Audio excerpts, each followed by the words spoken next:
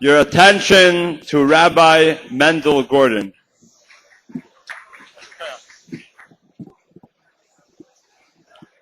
L'chaim, l'chaim.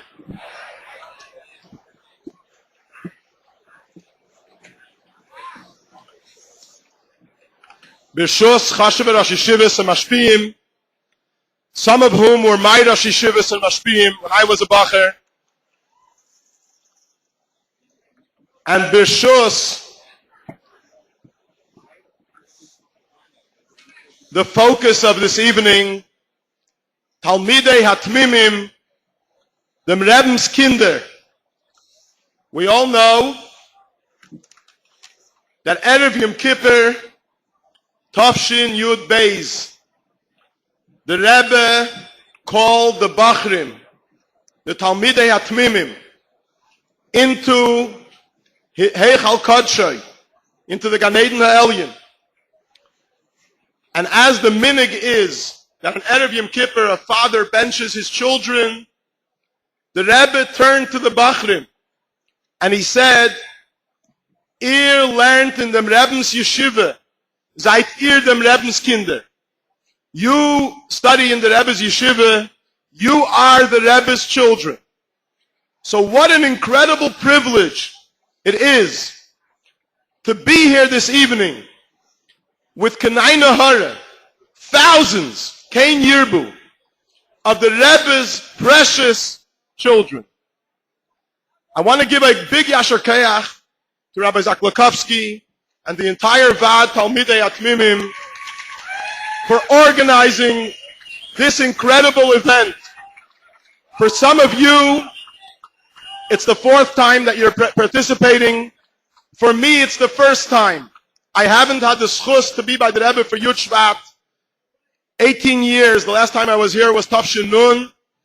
And I owe a big thanks to the Vad for inviting me and giving me the privilege to be here this evening, to be Yud Shvat, together with the Rebbe's Kinder, and through that having the schus to be by the Rebbe Yud Shvat.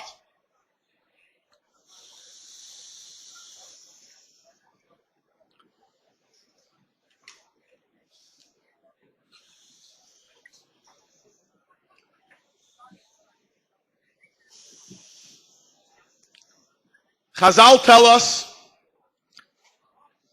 Bebin nimlach b'nishmeiseyem shel tzadikim. Before the Eibishter created the world, he asked an eitzah by the neshamas of tzadikim. Is this a worthwhile venture or not? So Chassidus explains, what does it mean?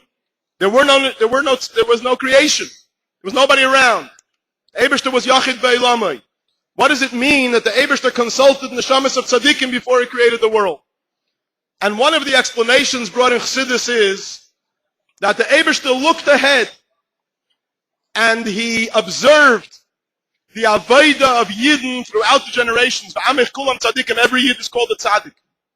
And the Eibishter saw the incredible dedication and devotion with which Yidden, with Mesiras Nefesh, are going to serve him and are going to fulfill the kavanah of L'asais Lo Yizbarach Dira B'Tachtonim. And because the Eibishter saw what an incredible job Yidden are going to do in fulfilling, learning Torah and fulfilling mitzvahs, and being Geirem and Achas Ruach to the Eibishter, that's why he decided to go ahead with the project and create the world. Rabbi Yoel mentioned before the Maimer Chazal, Tzadikim Daimim Levoiram. 57 years ago tonight, in 770, upstairs in the shul, a momentous historic event that changed the face of the world took place. After an entire year, Chassidim begged the Rebbe to take on the Nesius, and the Rebbe was reluctant. Chav Dalet Tevis, Tafshin Yud Aleph, an advertisement was put into the Morgen Journal, the Yiddish paper, that on Yud Shvat is going to be a Farbrengen in 770, and Chassidim are going to be Machtir the Ramash, which is the way the Rebbe was referred to at that time, as the new Nasi of Chabad, as the Mamalim Makim of the Frierdiker Rebbe. When the Rebbe saw this advertisement, the Rebbe called in Rabbi Chadikov. And the Rebbe said to Rabbi Chadikov, "Mit auf reinstellen a Hakchoshe in Zeitung." We have to put a denial into the newspaper. Something was printed in the newspaper which is untrue. We have to publish in the Rebbe's name a denial. And Rabbi Chadikov's the Rebbe's secretary. He's got to obey orders. The Rebbe said to put in a denial, he has to listen. But Rabbi Chadikov consulted with a few older Chassidim. What should he do? This was a major crisis. So the Chassidim suggested that he should try to negotiate with the Rebbe and say to the Rebbe, it doesn't say in the newspaper that the Rebbe is going to be makabel the Nesius. It says that Chassidim are going to accept their Rebbe. Ramash is their Rebbe. Chassidim are going to crown, they're going to be machter the Rebbe. It doesn't say that the Rebbe is going to take on the Nesius, and therefore it's inappropriate for the Rebbe to put in a denial for something that doesn't have anything to do with him. And Rabbi Chadikov put forth this argument to the Rebbe, and Baruch Hashem, the Rebbe accepted the argument, and the denial was never printed. But you can imagine the anxiety, the tension. On Yud Shvat, Tovshin Yud Aleph, 57 years ago tonight, the Rebbe came into the Farbrengen upstairs in the shul. It was crowded. How many people does it take to crowd the upstairs shul? I was this morning at 6:30 by the oil, and I saw more Bachrim draining sich around in the tent near the oil than there were in the entire Farbrengen of Yud Shvat, Tovshin Yud Aleph, crowding the big base medrash, which was then considered the big base medrash upstairs. The Rebbe came into Farbreng, and I don't have to tell you, many of you learned that Farbrengen, learned the Siches, and after a number of Siches, there was a Yid there from England, from Manchester. His name was Rabbi Nemtsov. He was the Shver of Dr. Mendel, the Rebbe's secretary. And Rabbi Nemtsov got up on the table, and he said, the Reid seinen gut. The Sichos are wonderful. But Chassidim want to hear a Maimer. Chassidim want to hear Chassidus. In other words, he told the Rebbe, we want the real thing. We want the Rebbe to say a Maimer like the Alter Rebbe did, and like the Mittler Rebbe did, and like the Tzemach Tzedek, and like the Rebbe Marash, and like the Rebbe Rashab, and like the Frierdiker Rebbe. We want the Rebbe to accept the Nesius. And shortly after that, the Rebbe took out the Kuntris, Yud Shvat Tovshin Yud, opened it up and began that the Rebbe the Shver writes in the Maimer that he gave out for the day of his Istalkus, Basi Lagani Achaisi Kala, and everybody stood up and everybody skipped a heartbeat. This is real. This is actually happening. Godly looking glass. And he looked ahead at each and every person here in this room. And he looked and he saw the tremendous dedication and devotion to the Rebbe's cause. Their tremendous dedication and devotion to be proud, active, dedicated, successful, committed soldiers in the Rebbe's army. And it's the Rebbe's confidence in each and every person in this room and beyond, each and every one of his Chassidim. The fact that the Rebbe trusts each and every one of us that we're going to be Chassidim as Chassidim should be. We're going to be Tamimim as Tamimim should be. This, I believe, Tzadikim Daimim Lebayram, this, I believe, played a major role in the Rebbe taking that major step of inaugurating the Deir Hashvi on that night and everything that followed after that. The Rebbe trusts us. The Rebbe has confidence in us.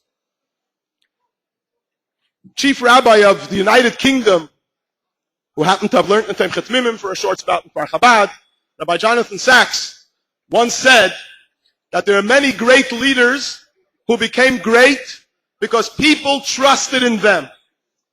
The Lubavitcher Rebbe, he says, is great because he trusts in people, because he trusts in his Chassidim, because he trusts in his Talmidim, and he trusts in the people that he comes in contact with, that they are capable and will be dedicated and successfully fulfill the tasks that he places upon them. Ein hamlacha nikras el al shem gaimra. A task is credited to the ones that complete it. Simchat Tmimim has been around for 110 years. Deir Hashvi has been around for 58 years. And the task that the Rebbe has placed upon us, many Chassidim, many Tmimim have done and are doing their bit. But the ultimate credit is Al Shem Goimra, the Tmimim of the Tafshin Samaches. They are the ones that will put the finishing touch on fulfilling the Rebbe's undertaking and the Rebbe's mission with which the Rebbe gave us, the Deir Hashvi, on Yud Shvat, 57 years ago, to bring the Shechina Lamata Ba'aretz, to make Bias HaMashiach a reality, to bring about the Hisgalus of Mashiach B'Peil Mamish. The ones who will complete this task, the ones who will put the finishing touch, these are the Bachrim of Tafshin Samaches, the Bachrim who are here in this room right now and are dedicated the Chalev, the Nefesh, U'Ma'oid, to fulfilling the Rebbe's Shlichus.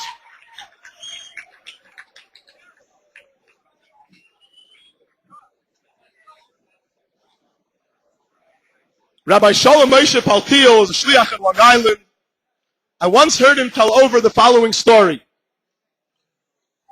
He told a story that he traveled once to Florida. He was invited for a Shabbaton in a certain Chabad house in Florida. And this Shabbaton, he had to speak on one topic Friday night, on another topic Shabbos afternoon, and then there was another presentation by Shalosh Shudas, and then finally there was a Malava Malka. And after the Malava Malka, after benching, the hardcore of the Yungalite that were dedicated to running the Chabad house, Bali Tshuva, Kapotis, stayed around after the Malava Malka to Fabring with Rabbi Paltiel. It was a small group, maybe a minion of Yungalite, and he turned to the Yungalite, he wanted to get to know them, and he turned to the Yungalite and he asked them, I'd like to go around the table and ask each and every one of you to tell me how you became associated with Yiddishkeit, how you became associated with Lubavitch, how you became Niskarev to the Rebbe. And he went around the table, and one told his story like this, and another told a different story, and a third told a different story. Everyone had an amazing story of Ashgacha Pratis, how the Ebershter was Mesabev Asibis, and this individual was Niskarev to Yiddishkeit, the Chassidus, and to Lubavitch. Came to one younger man in his 20s, and he asks him, tell me, how did you come to Yiddishkeit? So he says, me? The Rebbe was Mekarev me. So he looks at him, this is in the early Tafshin Samachs, a younger man of early 20s, the Rebbe was Mekarev me. He says, what are you talking about? Do you care to explain? He says, yeah, it's very simple. He says, I grew up in Montreal in a family that knew very little about Yiddishkeit. We went to a Reform temple, and I was about 12 years old, and a group of my friends were taking a trip to New York.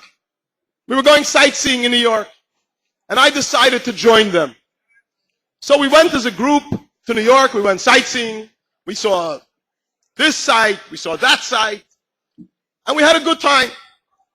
It was October, and somebody who we met in New York came over to us and said to us, if you guys really want to have a blast, you have to visit 770 Eastern Parkway on Simchas Torah. Sounds interesting. So we inquired when Simchas Torah is. We inquired where 770 Eastern Parkway is. We found out that there's a subway that goes there, number 3 train, and on Simchas Torah, or at least what we calculated to be Simchas Torah, we turned up with the number 3 train in front of 770. Turned out it wasn't Simchas Torah, it was Meitzoi Simchas Torah. And the Rebbe was in the middle of giving out Keishel Bracha. We walked into 770, and we were shocked by the scene that we saw. We saw the pyramids, bleachers, Bachram standing on this bleacher, on that bleacher, singing such a chayas. It looked like a Jewish Super Bowl. And the Rebbe, was standing by his place and was pouring from his becher, Keishel Bracha, to the people who were lining up to receive from him Keishel Bracha. We walked in, we looked around. It didn't take long for somebody to notice us and schlepped us over and put us on the line to get Keishel Bracha from the Rebbe. As we came closer to the Rebbe's place, each one of us got a little cup stuck into our hand. And as we were approaching the Rebbe, and I was standing mamish in front of the Rebbe looked at me. And I asked a question in my mind. In my mind, I asked myself, why is this rabbi looking at me? He said, I grew up in a temple. The rabbi didn't have time for us. The rabbi never looked at us. There was somebody ran a junior congregation for the kids. The rabbi was busy with the adults. Here I am, a 12-year-old kid, coming into this incredible place. Here's a rabbi that has thousands and thousands of chassidim. And he has nothing better to do than to look at me. And the Rebbe took from his kas, shel bracha, and he poured a little bit of wine into my cup. And I thought to myself, what's going on over here? And as I'm thinking, this is all happening in a few seconds, in my mind, the answer came right out. It flashed out in my mind. And I said to myself, this rabbi is empowering me to be the best Jew that I can possibly be. And when I walked away from the Rebbe by Keishel Bracha, I said to myself, I'm not going to let this go to waste. This rabbi just empowered me to be the best Jew that I can possibly be. I'm going to cash in on this.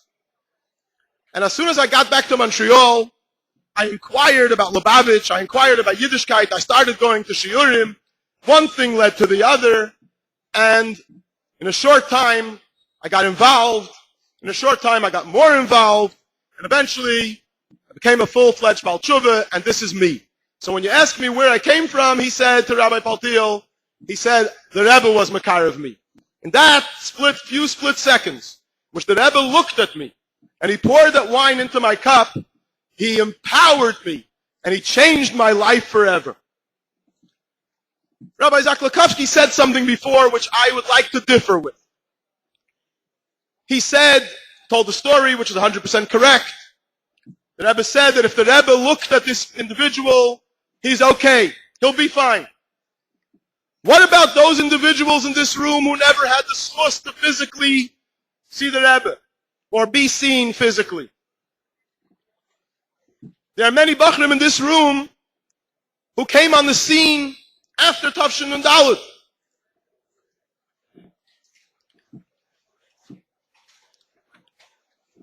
The answer is, as we heard in the Sikha that we saw from the Rebbe, nothing has changed. The Rebbe continues to interact with us. The Rebbe continues to empower us. We never were able to dictate to the Rebbe how to do his job. You know, there was a time when we were able to go, Rabbi Rosenblum spoke before about Yechidus. There was a time when individuals were able to go into Yechidus to the Rebbe.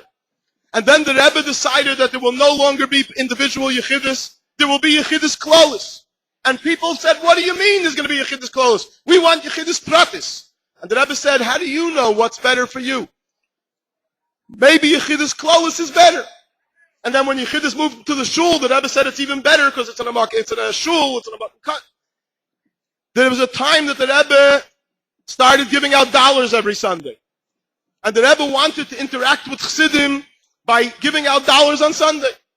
There was a time that the Rebbe chose to stand on Erev Pesach and give out matzah to every chassid, and there was a time that the Rebbe chose to do it in a different way. The Rebbe knows his business. The Rebbe knows in which tkufa he has to interact with us in the way that he chooses to interact with us. There were many tkufas. Right now we find ourselves in a tkufa where we have a tremendously strong connection with the Rebbe. It's in a different way. Every single individual in this room was by the oil, had a one-on-one yechidus with the Rebbe today. When you sit down to learn a maimer of the Rebbe, you're having a one-on-one with the Rebbe. When you sit down to learn a sikh of the Rebbe, an igris of the Rebbe, when you say the Rebbe's kapitel, when you keep Sidrei HaYeshiva because you know that that's what his kashrus is all about. When you go miftzayim because you know that you're a shliach of the Rebbe and this is what an extension of the Rebbe does. These are all connections with the Rebbe that are just as powerful as the Rebbe, if not more, as the Rebbe pouring Keshel Bracha into your cup and empowering each and every one of us to be the best chassid that we can ever possibly be. Tamimim of Tavshin Samaches are as empowered and perhaps much more empowered than Tmimim were at any earlier stage. There's a famous story that the Rebbe Maharash once had a disagreement with his brothers. You know that the Rebbe Maharash was the youngest son of the Tzemach Tzedek. He was like a generation younger than his oldest brothers. They had children that were older than him. And the Rebbe Maharash once had a disagreement with his brothers. The brothers said, "We are older." And the Rebbe Maharash said, "No, I am older." So they asked him, "What are you talking about? How could you be older? You're a whole generation younger than us." And the Rebbe Maharash said, "Ich bin älter mit der Tates Jahren." I'm older by our father's years. Which simply speaking means that Tzemach Tzedek at the age of 18 was enormously great. Sheidish Mitzvah Tefillah was long already out by the Tzemach Tzedek was 18. The Alter Rebbe made a Shechayanu b'Shem Malchus on Sheidish Mitzvah Tefillah when the Tzemach Tzedek was 18 years old. Now imagine when the Tzemach Tzedek was 25. You think he was stagnant? He grew from 18 to 25 and to 35 and to 45. The Tzemach Tzedek grew every day of his life. He became greater and greater and greater. So the Rebbe Maharash said to his brothers, "You were born of our father when he was 18, 19, whatever it was. I was born of our father when he was 45. Ich bin älter mit der Tates Jahren. I am older with our father's years." The Tamimim of the Tavshin Samachs seinen älter mit der Tates Jahren. They get empowerment from the Rebbe as the Rebbe is today. So much closer to the finishing line of the Isgalus of Mashiach Tzidkenu taken from Yad Mamish. And therefore the Tamimim today have such kayach, such power, such energy to be able to be matzliach, to be the true Tamimim that make the Rebbe proud and give the Rebbe nachas ruach and fulfill the Rebbe's kavanah with great hatzlacha. You have an energy and a power that the Tamimim that preceded you surely didn't have. However, it's all very nice to talk about the keiches and the hashpahs and the brachas that we get from the Rebbe. But the question is, you all know the story. Rebbe Rashab, Rebbe Nishmas Eden, once by a Fabrengen, there was a Polish chassid present. And Polish chassidim have a minig to chap shirayim from a tzaddik. It's a skula to eat the shirayim of a tzaddik, the leftovers of a tzaddik. So this Polish chassid who was visiting Lubavitch tried to chap shirayim from the Rebbe Rashab. So the Rebbe Rashab said to him, "Excuse me, in Lubavitch, it's not our minig to chap shirayim." So not necessary. So this guy was a smart aleck, and he said to the Rebbe Rashab, he said, "I'm not a Lubavitch chassid. It's my minig to chap shirayim." And he decided to go for it. So the Rebbe Rashab said to him, "Your Rebbe's shirayim are mezakeh. Your Rebbe's shirayim are a privilege. They're a schus. My shirayim," said the Rebbe Rashab, "are mechayiv. They obligate you. And they're mechayiv biz mesiras nefesh mamish." The keiches and the hashpahs that each and every one of us gets continuously from the Rebbe are a tremendous gift. We cherish it. We know how precious it is, and we know how special we are as a result of those keiches. But at the same time, we know that at the same time that those shirayim are mezakeh us, they're also mechayiv us. They demand from us. They obligate us. And they obligate us to be dedicated and devoted to everything that the Rebbe expects of us. Biz mesiras nefesh mamish. And we all know what mesiras nefesh means. Mesiras nefesh means mesiras haratzin. To give over your will to the Rebbe, to do and to lead one's life like the Rebbe expects, and like the Rebbe wants, and not like my nefesh habamis wants. Rabbi Bucket from Kfar Chabad once verbringt in London. And he's a Makabel Pnimi from Rabbi Gringelas, als eingesunden stark, Rabbi Rafur Shleima, the Mashpia in Montreal. And he told over something that I was very inspired by. He said when he was a Bacher in Montreal, he was learning, whether it was Tanya or Kuntra Sumayan, and it spoke over there about the Yitush. That the Gemara says that if a person sins, he is told, Afilu Yitush Kadmach, even a Yitush, a gnat, mosquito, that's Machnis, the lowest klipa, that's Machnis ve'inimaitzi, that takes in and doesn't give out, precedes you, is ahead of you, is more special than you are.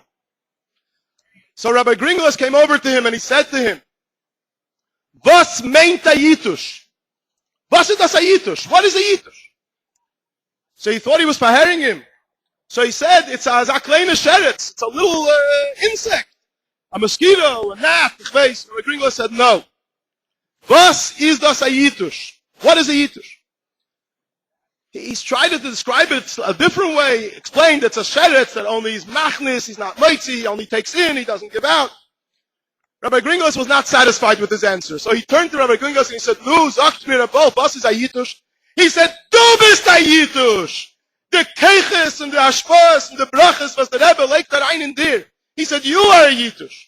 The energy, the Brachas, the Ashpas that the Rebbe is consistently packing into you. What are you giving back? To be a Machnis ve'einem Moitzi, that is a Yitush. We, Tamimim, the most fortunate people in the world, the luckiest people in the world.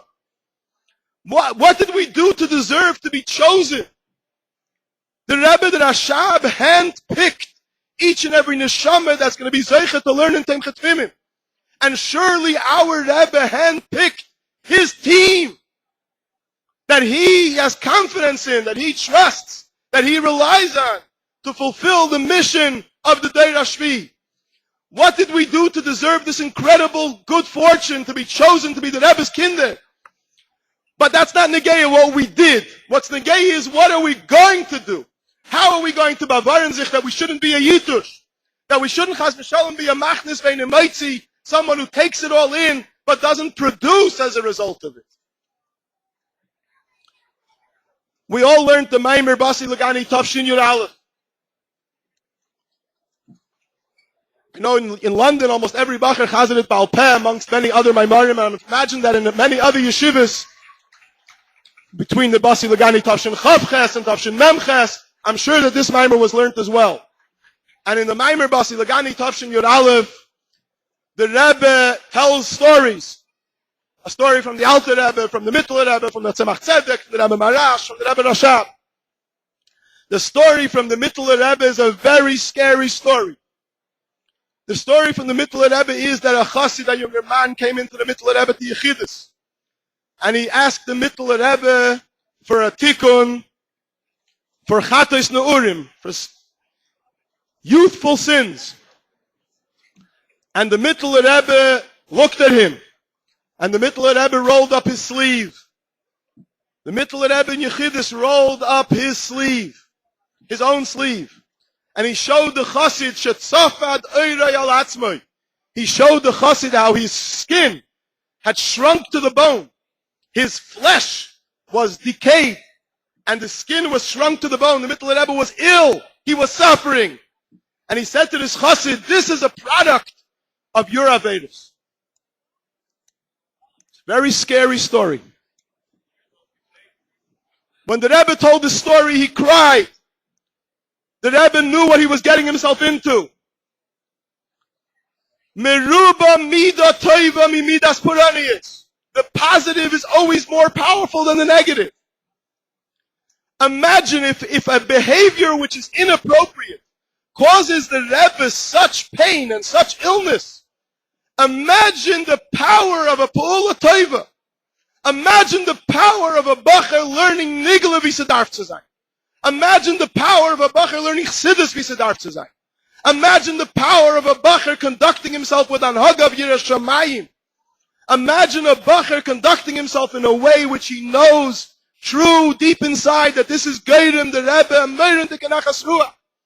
We have the privilege and we have the possibility of giving the Rebbe strength, of giving the Rebbe health, of giving the Rebbe keiches, of empowering the Rebbe to fulfill his shlichus.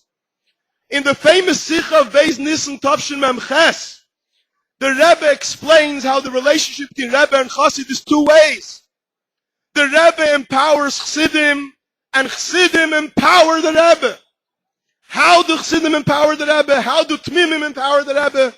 By being Erlich Chassidische Bachrim, by conducting themselves with Anhag of Yiras Shamayim, by Pashut being Erlich Efrume Bachrim that are dedicated to the Kavanah, B'Mesira and Asina, with dedication, with commitment, with devotion, and prepared to make sacrifices to be Geirim the Rebbe Nachas Ruach.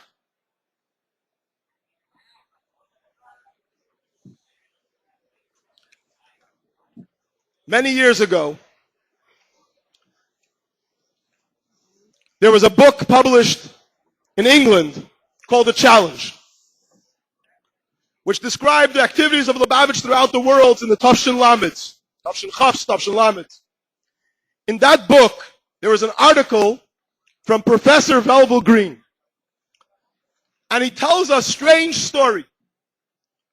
He tells a story about a meeting of scientists in NASA, a meeting of space scientists, and they're considering the possibility of sending a space mission, of sending a rocket to the nearest star, which is called Alpha Centauri.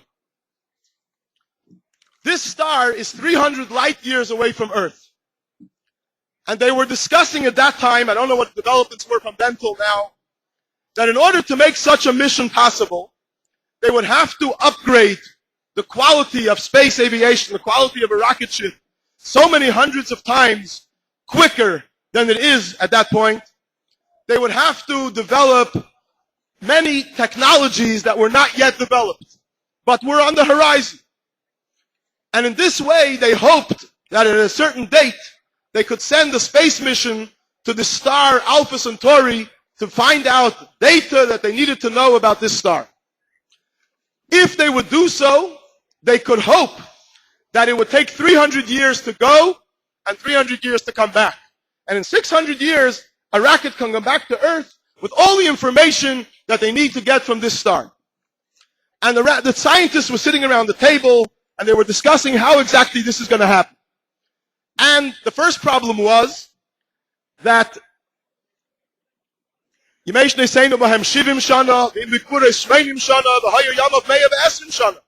are you going to find astronauts that are going to live 600 years?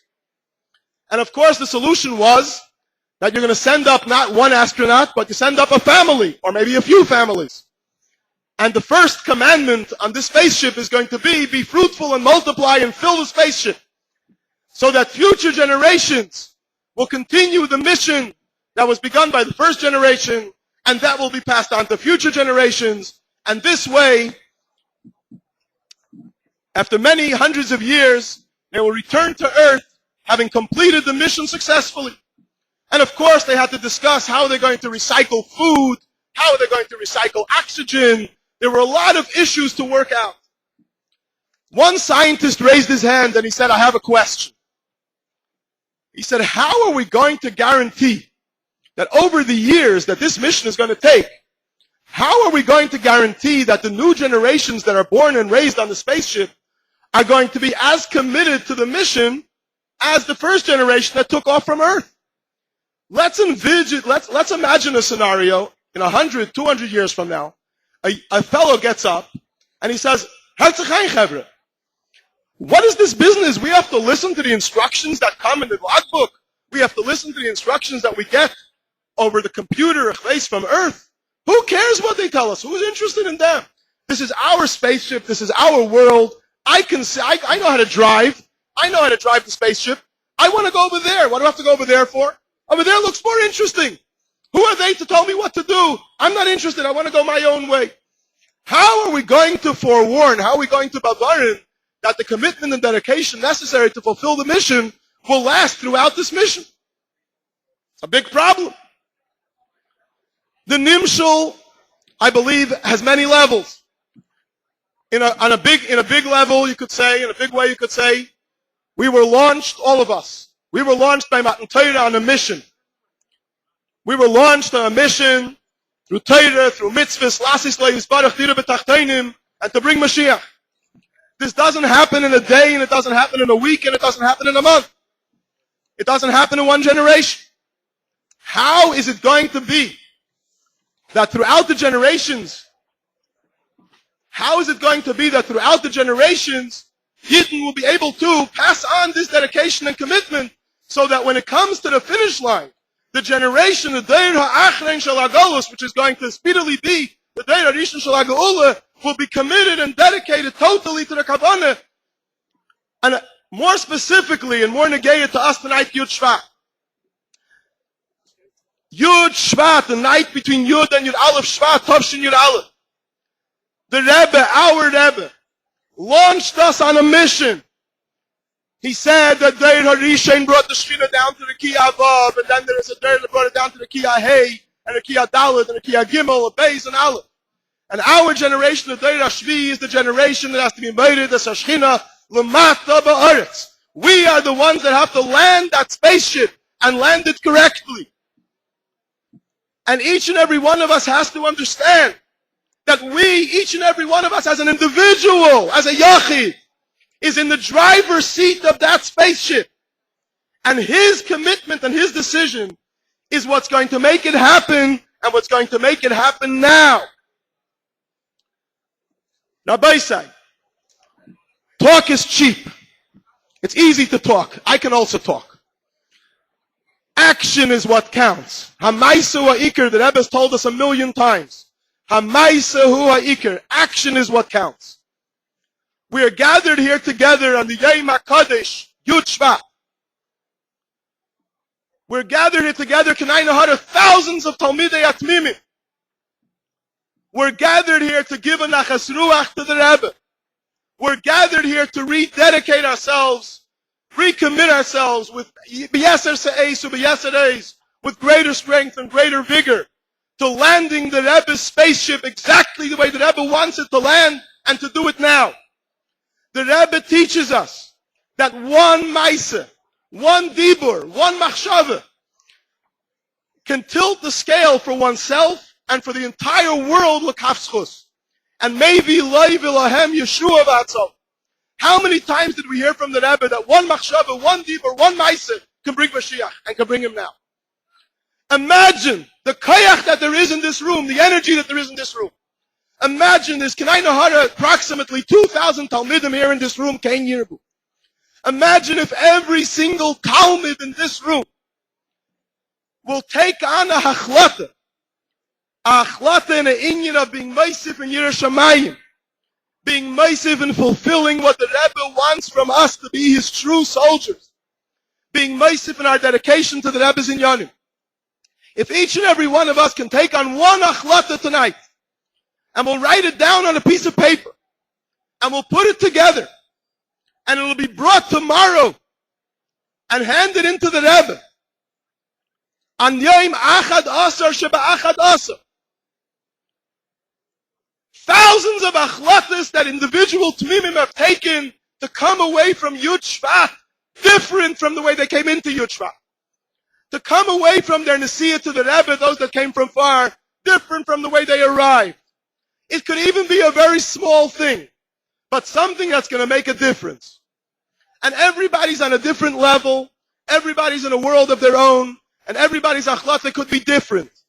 But each and every one of us has to take something that's going to make a difference, that's going to make our life different, even be it in a small way. I was asked to make some suggestions. To make suggestions is very difficult because there's 2,000 people in this room. We need 2,000 suggestions. I'm not going to read out 2,000 suggestions, but I'm going to make a few suggestions, and I beg you to try to think which of these things might apply, or which, it doesn't have to be any of these, it could be something else completely, might apply to you. But please don't be a Peirush Min HaTzibur. Every single individual in this room should join in taking epis achlata to walk away from Yud Shvat, Tav Shin Samaches, different from the way we came into it. And there are Bachrim on all parts of the spectrum. As I walked into the room, some Bachrim introduced themselves to me that looks like they walked in yesterday to Temchat Mimim. There are Bachrim here who are veteran Tmimim of many, many years. So there could be achlatis beginning from being mahadir and putting nagelwasser by your bed when you go to sleep, beginning from Krishma Shalamita with a hat and jacket and a siddur, beginning from extra hiddur and a talis cotton, make sure you have all Amid Beis Chutin, at night as well, take on a union of mikveh every day, one who is not doing it yet. Achlata like to daven b'mesinus and to hear yourself davening. We heard now in the video where the Rebbe said, Hallelujah, Hallelujah, b'kadshay. The way the Rebbe said, Baruch Hashem la'elam, amin v'amin, vart and vart, ken tzakush yeden vart. To be a living example of that. To daven b'mesinus, vart and vart, with Pirush HaMilas, to the extent possible, at least certain time of davening, to take on Pirush HaMilas. For some Bachrim, maybe what they're ready for is to trachten chassidus fahren davening. Either Shabbos, Monday and Thursday, every day, depending on where a Bachar is up to. No two Bachrim are the same. Maybe a Bachar is ready to take on to think an entire Maimer every Shabbos before davening. To be medayik in the shiurim of Chitas and Rambam. For some Bachrim, that's a davar hapashut. It should be a davar hapashut for everybody. But if there's somebody here for whom that's not yet a davar hapashut, let him take on a achlata this Yud Shvat, the day of his kashrus, to sich übergeben zum Rebbe and to be medayik in the shiurim of Chitas and Rambam completely without psharis every single day without any compromises. Be medayik in shmiras hasdarim of the yeshiva and not to miss a seder without first asking reshus, which for older bachrim is a big nisayim. To be medayik in shmiras einayim and watching our eyes, we looked with our eyes, we saw the Heilig Tzura of the Rebbe, and that has such ashpa on our eyes. Not chas v'sholom to ruin that, which perhaps could include if not to use the internet without specific reshus from one's mashpia or asay l'charav. To fulfill the Rebbe's heyrav asay l'charav, and to ask Taka the Rav for everything which you have a suffix about. Somebody who hasn't yet taken a Masechta for you to Skislev, perhaps could now take on a Masechta and ask to finish it before you to Skislev Abba Aleinu L'Teva. To say or to think Tanya when you walk in the street would be a very appropriate achlata. To think Tanya Baal Peh after a mapil and to fall asleep with Tanya in your mind can make a change in your entire life. To be makbid to wear two makifim when you say a bracha. To be makbid to wear a hat and jacket by Birchas Hamazon. To be bahadir in Shnayim Mikra B'echad Targum on Erev Shabbos. To get up on Friday morning for the Rebbe's Seder at 8 o'clock, even when you fabreng the night before. To learn every day in to learn every single day in Yonei Gula Mashiach. To make a kviyus to watch a video of the Rebbe and to listen to tapes of the Rebbe, or on an iPod or whatever it is. To chazer ein a number of Maimarim of the Rebbe Baal Peh, and a Bacha should have in his head continuously, at least 3 Maimarim of the Rebbe should always be, a Bacha should carry with him. An elder Bacha should devote himself to a younger Bacha who needs help, and make a kviyas to learn with him, or to talk to him, or to pabreng with him, or to just make a phone call to him and show him some love. These are just examples of achlatis which might be appropriate for you as an individual, and maybe a different achlat is appropriate. And I appeal to every single bacher in this room that we should join together, kulanu ke'echad. As we were zeichet to sit here tonight, kulanu ke'echad, all the yeshivas participated in a wonderful achdus. Aleph Beis is achdus bracha.